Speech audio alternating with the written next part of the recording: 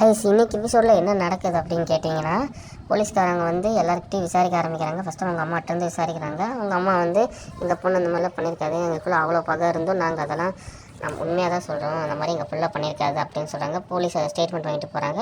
இந்த மாதிரி எல்லார் வீட்டுக்கும் போய் போலீஸ் வந்து கேட்குறாங்க. அந்த குடும்பத்தை பற்றி விசாரிக்கும் போது எல்லாருமே வந்து அவங்க நல்லவங்க, அந்த மாதிரிலாம் பண்ணியிருக்க வாய்ப்பே இல்லை, வந்து இவங்க தான் வந்து பிளான் பண்ணி சதி செஞ்சு பண்ணியிருப்பாங்க அப்படின்னு எல்லாருமே வாக்குமூலம் கொடுக்குறாங்க. ஸ்டேஷனில் எல்லா போலீஸும் இந்த மாதிரி ரெக்கார்ட் பண்ணிடுறாங்க. மீனா வந்து இங்கே எல்லாருக்கும் சாப்பாடு வாங்கிட்டு வருது. எல்லாருக்கும் போலீஸ் இதில் கஷ்டப்பட்டுருக்காங்கன்னு சாப்பாடு வாங்கிட்டு வருது, பசிக்கும்ல எல்லாருமே.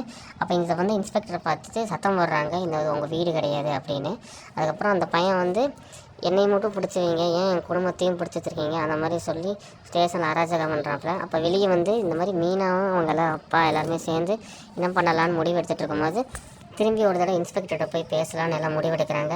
சரின்னு எல்லாம் இன்ஸ்பெக்டர்கிட்ட போய் பேசி கிளம்புறாங்க.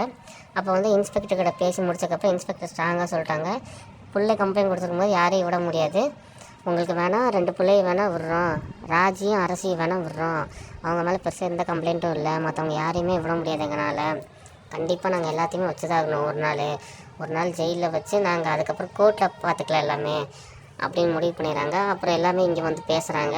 இந்த மாதிரி இன்ஸ்பெக்டர் வந்து 2 பேர்த்த மட்டும் எடுத்துகிட்டு போக சொல்லிட்டாங்க, மற்றவங்க எல்லாத்தையும் வச்சுருக்க சொல்லிட்டாங்க, அதெல்லாம் சொல்லி முடிக்கிறாங்க.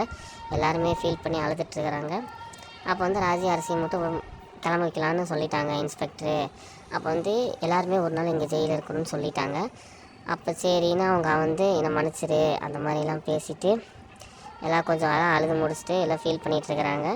இப்போ அடுத்து என்னென்னா ராஜி அரசியும் கையெழுத்து போட கூப்பிட்றாங்க. 2 பேர்த்தையும் கையெழுத்து போட்டு கிளம்ப சொல்லிடலாம், ஏன்னா டைம் ஆகுது அப்படின்னு முடிவு எடுக்கிறாங்க. 2 பேர்த்தையும் கையெழுத்து போட சொல்லிடுறாங்க. அப்போ எல்லாருமே அவங்கள போக சொல்லிடுறாங்க. அவங்க 2 பேர் போக மாட்டேன்னு இருந்தாலுமே அவங்க 2 பேர்த்தையும் போக சொல்லிட்டாங்க. அவ்வளோதான், இன்றைக்கி எபிசோடு முடிந்து விட்டது. அடுத்த எபிசோடில் மீண்டும் சந்திப்போம். வணக்கம்.